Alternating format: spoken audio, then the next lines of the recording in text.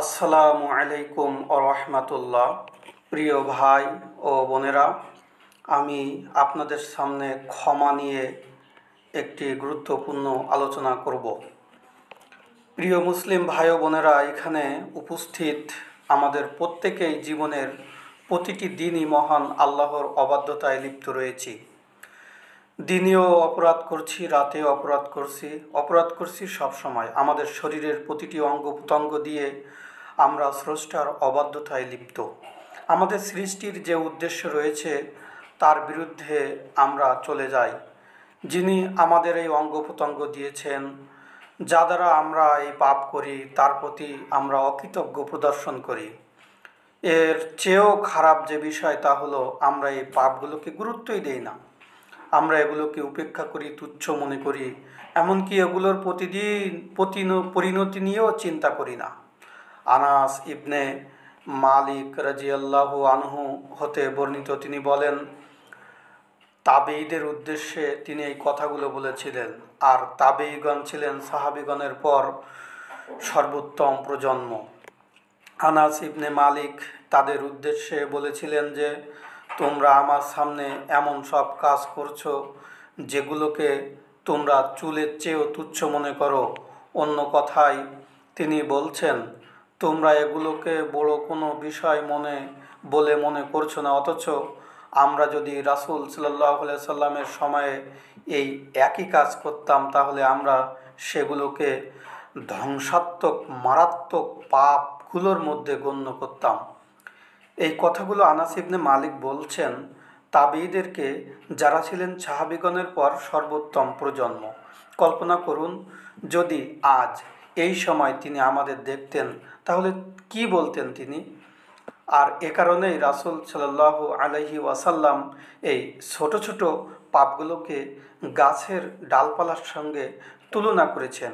এই ডালপালা নিজে থেকে আগুন জ্বালাতে পারে না, কিন্তু যখন এই ডালপালাগুলোকে একসাথে জড়ো করা হয় তখন সেগুলো এক ভয়ঙ্কর আগুন তৈরি করতে পারে।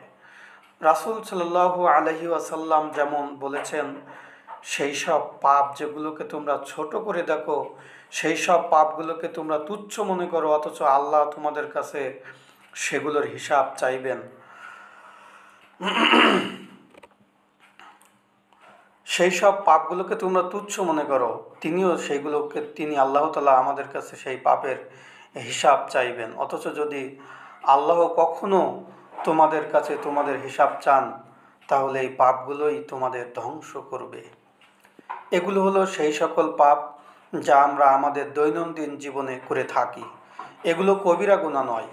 যখন একজন প্রকৃত মুমিন কবিরা গুনাহ করে, তা তার বিবেককে ক্রমাগত দংশন করতে থাকে।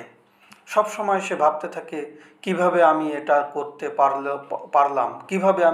করতে পারলাম। তবে আমরা এখন ছোট পাপ, তুচ্ছ পাপের কথা বলছি, যেগুলোর ব্যাপারে আমরা চিন্তাও করি না। আমরা দিন রাত ডানে বামে তা করতে থাকি, সেগুলো নিয়ে আমরা ভাবিও না। এখানে এই হাদিসে রাসূল সাল্লাল্লাহু আলাইহি সাল্লাম বলেছেন যে, এই ছোট পাপগুলো ডালপালার মতো, যখন এগুলোকে একসাথে জড়ো করা হয় তা আগুন তৈরি করতে পারে। যদি আল্লাহ কখনো তোমাদেরকে এর জন্য জবাবদিহি করতে বলেন তাহলে এই ছোট পাপগুলোই তোমাদের ধ্বংসের কারণ হবে। ইবনে মাসউদ রাদিয়াল্লাহু আনহু বলেন, ইন্নাল মুমিনা, নিশ্চয় মুমিনরা, এরা যুনুবাহু কান্নাহু কাঈদুন তাহতা জাবালি ইয়াখাফু আন ইয়াকা আলাইহি। প্রকৃত মুমিন সে, যে তার পাপগুলোকে এমনভাবে দেখে যে সে যেন এক বিশাল পাহাড়ের নিচে বসে আছে, আর সে আতঙ্কে থাকে যে এই পাহাড় তার উপর ভেঙে পড়বে। একজন ইমানদারের দৃষ্টিতে এটা বড় পাহাড়ের মতো পাপ, এই ছোট পাপগুলোকে। ওয়াইনাল ফাজির, আর একজন পাপী ব্যক্তি, সে পাপকে দেখে মুখের পাশ দিয়ে উড়ে যাওয়া মাছির মতো, সে হাতের সাহায্যে তা তাড়িয়ে দেয়। সুতরাং এই হলো ইমানদার আর পাপী ব্যক্তির মধ্যকার পার্থক্য, যা ইবনে মাসউদ রাদিয়াল্লাহু আনহু দেখিয়েছেন। এমন ব্যক্তি যার মধ্যে ঈমান, তাকওয়া এবং আল্লাহর ভয় আছে বনাম এমন ব্যক্তির অন্তর যা এসব থেকে শূন্য। যার ঈমান আছে, তার পাপ ছোট হলেও সেগুলোকে সে বড় মনে করে। কারণ আপনি পাপের কথা বিবেচনা করবেন না, আপনি বিবেচনা করবেন যার বিরুদ্ধে গিয়ে আপনি পাপটি করছেন। আপনি দেখবেন না পাপটা কতটা তুচ্ছ, আপনি দেখবেন যার অবাধ্যতা আপনি করছেন তিনি তিনি কত মহান, কত মহিমান্বিত। তাই ইমানদার তার পাপগুলোকে এই দৃষ্টিকোণ থেকেই দেখে। এই পাপগুলো হয়তো তুচ্ছ হতে পারে, বিষয়টি উপলব্ধি করুন যে মুমিন ব্যক্তি পাপ ফাজের বা পাপী ব্যক্তির চেয়ে অনেক কম হবে, তবুও একজন মুমিন এই সামান্য পাপগুলোকে এক বিশাল উঁচু আকাশচুম্বী পাহাড়ের মতো দেখে। সে আতঙ্কে থাকে যে এই পাহাড় তার ঠিক মাথার উপর ভেঙে পড়বে। পক্ষান্তরে পাপী ব্যক্তি যদিও তার পাপ মুমিনের চেয়ে অনেক বেশি, সেগুলোকে তুচ্ছ মনে করে, উপেক্ষা করে, সেই পাপগুলোর পরিণতি নিয়েও চিন্তা করে না। আবার যার বিরুদ্ধে সে পাপ করছে তার মহত্ব মর্যাদা নিয়েও চিন্তা করে না, তাই সে এই পাপগুলোকে বিরক্তিকর মাছির মতো মনে করে। সে হাত নেড়ে তাড়িয়ে দিবে, তার মাছিগুলো চলে যাবে। সুতরাং এই সমস্যার মুখোমুখি আমরা সকলেই হই। আর সমস্যাটি হলো আমরা সবাই ক্রমাগত পাপ করি, দিনেও রাতে, ডানেও বামে, আমাদের সমস্ত শরীর দিয়ে, আমাদের সমস্ত অঙ্গ প্রত্যঙ্গ দিয়ে, আমাদের মন, আমাদের চিন্তা, আমাদের আত্মা দিয়ে সবই কোনো না কোনো সময়ে মহান আল্লাহর অবদ্ধ হই। এই সমস্যাটির মুখোমুখি যদি আমরা সবাই হয়ে থাকি, তাহলে এই সমস্যার সমাধান কি? আমরা কিভাবে এই পাপগুলো থেকে মুক্তি পাব?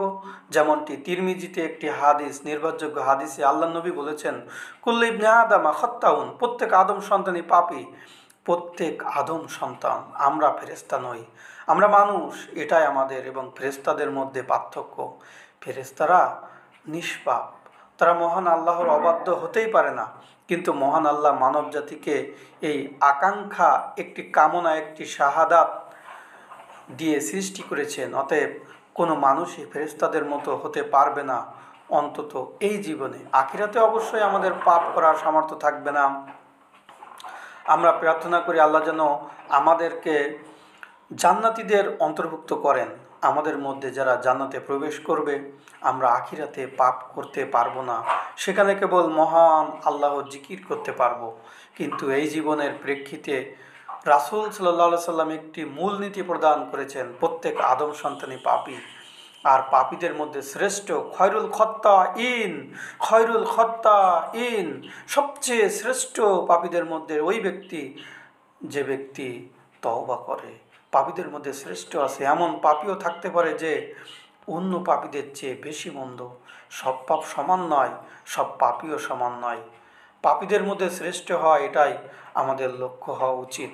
পাপীদের মধ্যে শ্রেষ্ঠ খয়রুল খত্তাইন তাওয়াবুন, পাপীদের মধ্যে শ্রেষ্ঠ তারাই যারা তওবা বা অনুশোচনা করে। সুতরাং এটাই মুক্তির পথ, এটাই সমাধান, এটাই সুড়ঙ্গের শেষ প্রান্তে থাকা আলো, এটাই আমাদের রক্ষা করবে তওবা।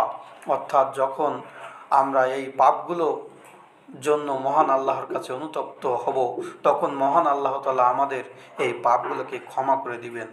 আমরা আমাদের সমস্ত পাপের জন্য আল্লাহর কাছে তওবা করি। আস্তাগফিরুল্লাহাল্লাযী লা ইলাহা ইল্লা হুয়াল হাইয়ুল কাইয়্যুম ওয়া আতুবু ইলাইহি। আল্লাহ তুমি আমাদের পাপ কাজ থেকে বিরত রাখার তৌফিক দান করুন। আল্লাহুম্মা আমিন।